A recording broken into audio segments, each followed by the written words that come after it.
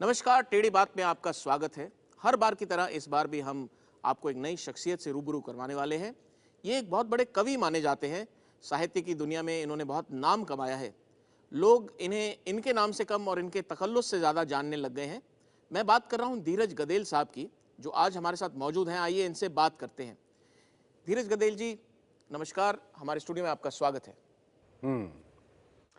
ये बहुत जगह और बहुत बार सुन चुका हूं। अगर कुछ नया हो तो कहिए। इसमें क्या नया हो सकता है?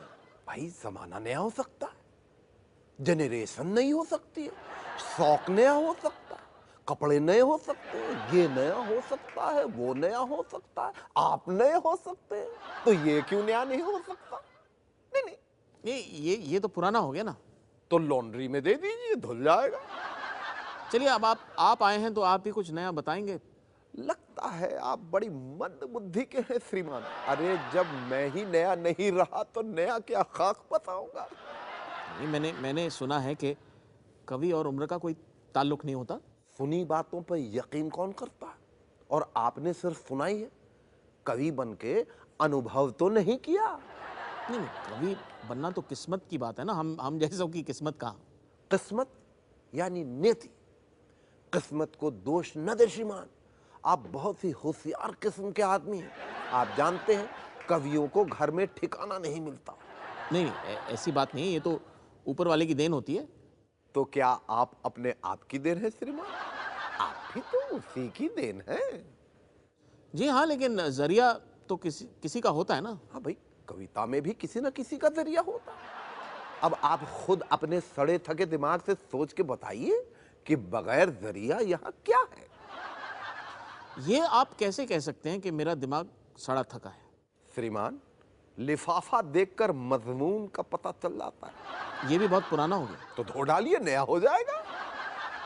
चलिए, मैं ये समझ सकता हूँ कि कवि का काम काफी मुश्किल होता है। बिल्कुल, कभी ताली कभी गाली मिलती है, खाना तो मिलता ही नहीं। नहीं नहीं, मैं आपकी इस बात से सहमत नहीं हूँ। हमारे देश में कवियों को हमेशा से सम्मान मिलता आया है। तो इंतजार किस बात का? आप भी सम्मान कमाइए श्रीमान, यहाँ क्यों बैठे हैं? जी, मैं तो यहाँ बैठा हूँ आप लोगों की सेवा करने के लिए, आपसे कुछ सीखने के लिए, आपकी सोच जानने के लिए। श्रीमान, मुफ्त में आजकल बेटे भी माँ बाप की सेवा नहीं करते, तो धीरज गडेल किस चिड़िया का नाम? और रही बात मेरी सोच जानने की, तो क्या करेंगे मेरी सोच का? क्या अचार डालेंगे? देखिए, आप कवि हैं, आपकी जुबान से ऐसे ओछे शब्द अच्छे नहीं लगते। तो ठीक है श्रीमान, मैं प्रस्थान करता हूं। नहीं नहीं, आप प्लीज आप बैठिए। आप मेरी बात का गलत मतलब मत निकालिए। श्रीमान, एक समय में दो काम नहीं किए जा सकते। आप पहले से ही गलत हैं, आपका मतलब कैसे गलत होगा? नहीं नहीं नहीं, ऐसी बात नहीं है। श्रीमान, आपकी उम्र के मेरे छोटे छोटे बच्चे हैं, मैं गधैया नहीं चराता। आपका मतलब मैं अच्छी तरह समझता हूं। बताइए, अचार ओछा शब्द है? जिसके नाम से मुंह में पानी हृदय में जवानी आए, वो शब्द ओछा है? आप हिंदुस्तान में रहते हैं या कब्रिस्तान में? कब्रिस्तान में अचार को कोई नहीं जानता। चलिए, मैं अपनी गलती मान लेता हूँ। आप ये बताइए कि आपने अपना तकल्लुस गदेल ही क्यों रखा? भाई, कोई भी मेरा गुनाह माफ करे। क्यों? क्योंकि मैं गदेल हूं। नहीं, पर मतलब गदेल का मतलब क्या होता है? गदेल का मतलब आप नहीं जानते? जी जी नहीं। तो जितनी जल्दी हो सके कुर्सी छोड़ के निकल लीजिए।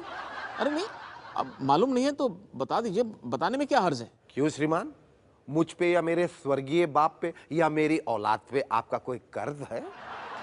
प्लीज, मैं अब ये प्लीज क्या बोला है? बोलिए, प्लीज बोलिए। प्लीज यानी कृपा करें। तो चलिए फिर आप ही बताइए, प्लीज पे कृपा करें या कृपा पे प्लीज करें? प्लीज ये बताइए, दोनों पे कीजिए। क्या करें? प्लीज बताइए। जी, कृपा करें। तो प्लीज कहां जाएगा? प्लीज ये बताइए।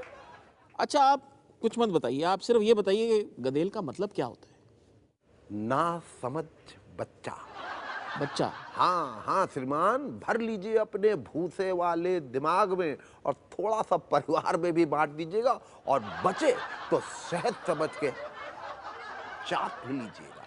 आप अपनी कविताओं में भी इन्हीं का वर्णन करते हैं? बार बार किया है, मैंने कहा भी है, गडेल की सुसु माँ को अपवित्र नहीं बनाता। गडेल की किसी भी हरकत पे माँ को गुस्सा कभी नहीं आता। काफी गहराई है। बचना श्रीमान, वरना डूब जाएंगे।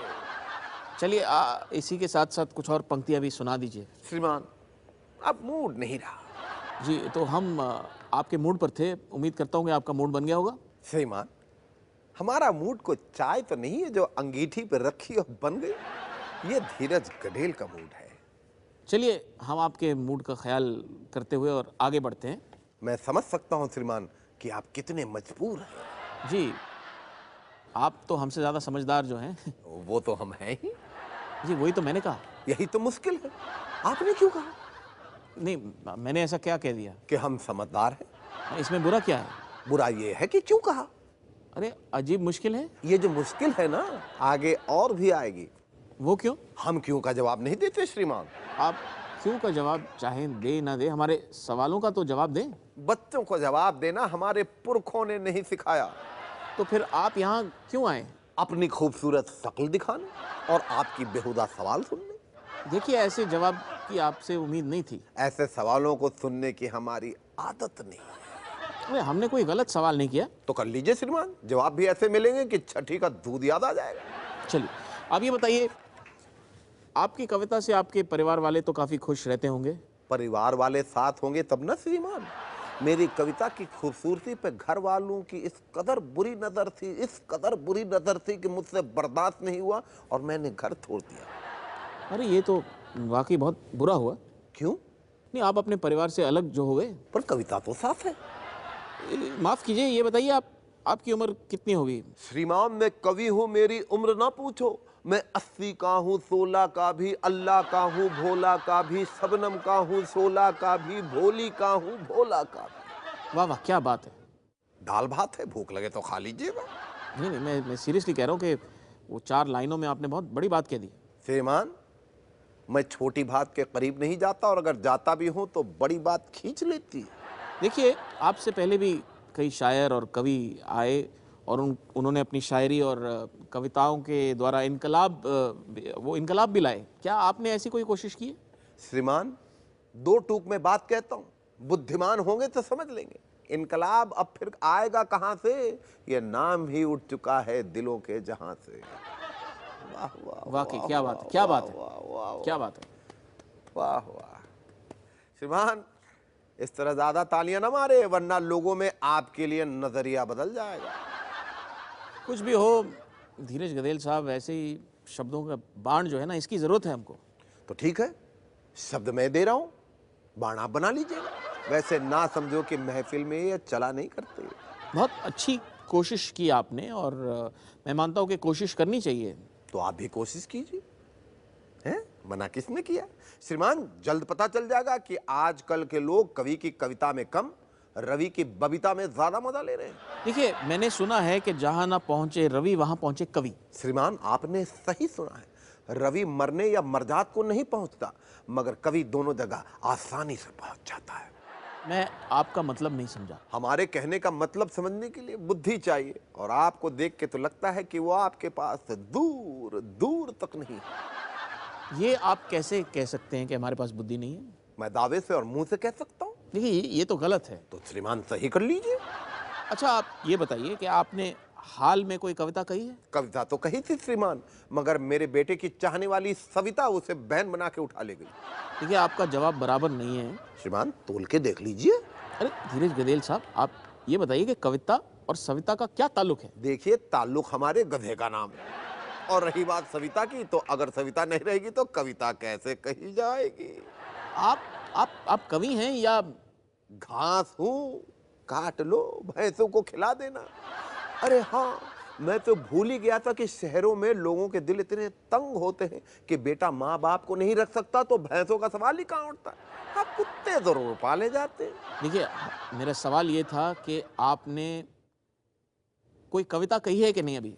गुरपाल जी, आप ऊंचे तबके के पीछे पड़ू हैं। अच्छा हुआ कि मैं पुरुष हूँ।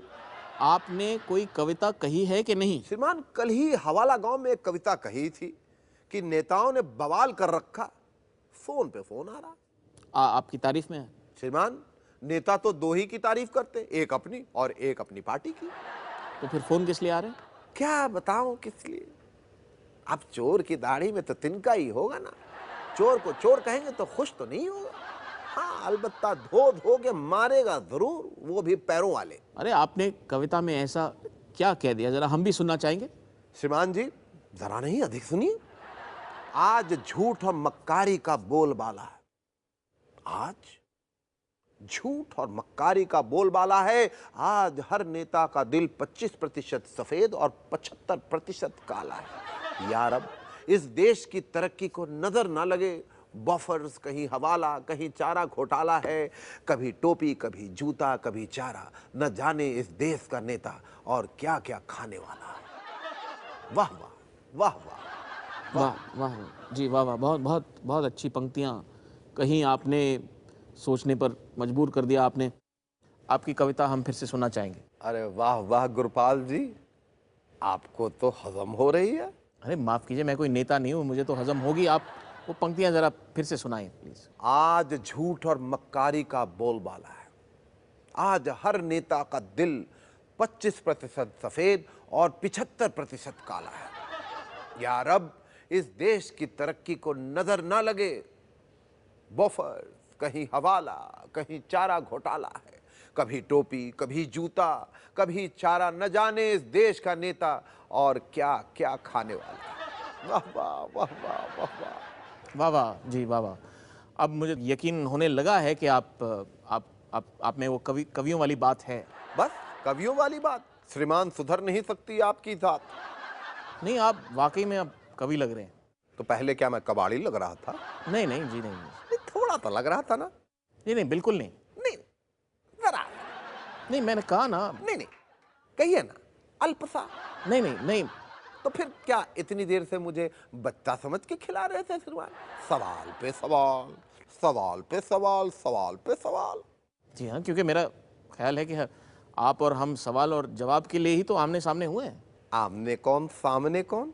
आमने आप, सामने मैं। क्यों ऐसा नहीं हो सकता कि आमने आप, सामने मैं? ठीक है, बिल्कुल हो सकता है, आमने मैं सामने आप। और फिर इसे उलट दीजिए। आमने आप सामने मैं। फिर इसे पलट दीजिए। जी, हम इस उलट पलट से आगे बढ़े। की ना कम अक्ल की बात। अगर उलट के आगे चलेंगे तो पलट रोक लेगा, और पलट के आगे चलेंगे तो उलट रोक लेगा। देखिए, आप क्या कह रहे हैं मुझे कुछ समझ भी नहीं आ रहा। कभी कभी तो मुझे ऐसा भी महसूस होता है कि आप यहाँ वक्त खराब करने के लिए आए हैं। मुझे सच बता रहा हूँ, आपकी काबिलियत पर शक भी होता है। श्रीमान, जिनके खुद के पास काबिलियत नहीं होती वो दूसरों के काबिलियत पे शक तो करेंगे, और दूसरा कोई रास्ता भी नहीं है। आप कवि हैं। मैं क्यों कहूं कि मैं कवि हूं? मैं समझ गया आप में कितनी गहराई है। श्रीमान, चुल्लू भर पानी भी ज्यादा पड़ता है। इसका मतलब ये है कि मतलब आप कविताएं कहीं से चोरी करके बोलते फिरते हैं। उसमें भी हिम्मत की जरूरत होती है जो आप में है ही नहीं। अच्छा, ये बताइए कि कविता लिखना आपने किस उम्र से शुरू किया? जब मैं बेउम्र था। बेउम्र मतलब? बेउम्र मतलब भाई, आप जैसे मंद बुद्धि वाले से पाला पड़े तो सामने वाला आत्महत्या कर ले। अरे श्रीमान, माँ की कोख से। जी हाँ, लेकिन माँ की कोख में भी शुमार होती है, जैसे 1 महीना, 5 महीना, 7 महीना। उससे भी पहले। उससे पहले कब? ये रात की और अंदर की बात है, और बात निकलेगी तो बदबू बन के फैल जाएगी। तो आप कवि क्यों कहलाते हैं? मेरी मर्जी, कुछ भी कहलाऊं।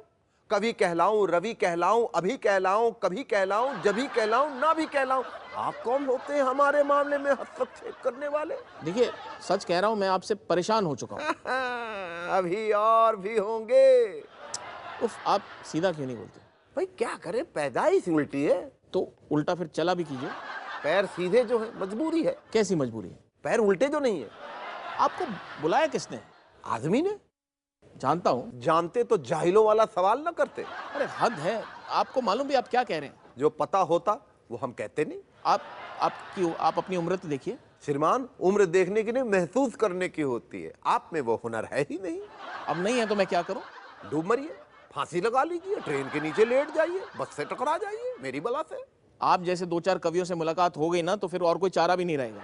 श्रीमान, मुफ्त में एक मशवरा दे रहा हूं, ले लीजिए, फायदे में रहेंगे। अब देखिए, धीरज गदेल तो दुनिया में एक ही है, और आपको मरना भी है, तो मुझे ही 4 बार रिपीट कर लीजिए, आपके मरने की तमन्ना भी पूरी हो जाएगी और हमारी इंसानियत भी निभ जाएगी। नहीं नहीं, मुफ्त में राय देने का शुक्रिया। ये किसका नाम है? शुक्रिया शुक्रिया, धन्यवाद। अच्छा, तो शुक्रिया धन्यवाद की बहन है क्या? अजी धन्यवाद यानी थैंक यू। अच्छा, तो बाप भी है? भाई वाह, शुक्रिया बहन, धन्यवाद भाई, थैंक यू बाप। श्रीमान, माँ कहाँ गई? कवि जी आप धन्य हैं, आप जीते मैं हारा। यही हश्र हुआ मैंने जहां जहां एंट्री मारा। अब तय कर लो, ना मेरा नाम लोगे दोबारा। मैं धीरज गडेल कवि हूं, मुझे टटोलना नहीं, जान पे बनाए तो मुझे बोलना नहीं। खुला कितना भी हो मेरी कविता ढक लेती है, मेरा काम बंद को कभी खोलना नहीं। तुमने कवि को देखा, कवि की चतुराई नहीं देखी। बात ही बात में कितनी बात तुमसे चुराई नहीं देखी। तुम्हें ललक थी बस मुझे देखने की, अफसोस कि तुमने मेरी गहराई नहीं देखी। वाह वाह वाह वाह वाह वाह। अगर आपको मेरा हारना ही पसंद था तो आप पहले बता देते, मैं हाथ जोड़कर हार मान लेता। इसी बहाने कम से कम आपकी सोच की खाक छान लेता। धीरज गडेल अपना असर दे के जा रहा है, जो मांगे से नहीं मिलता वो हुनर दे के जा रहा है। अब अगर मैं गदेल जी के साथ और बातें करता रहूं तो या तो मैं भी पागल हो जाऊंगा, या मैं कवि हो जाऊंगा, या यहाँ से उठ के चला जाऊंगा। इसलिए ये सिलसिला यहीं ख़त्म करते हैं। वाह वाह वाह वाह गुरुपाल जी, वाह वाह, क्या असर हुआ है भाई।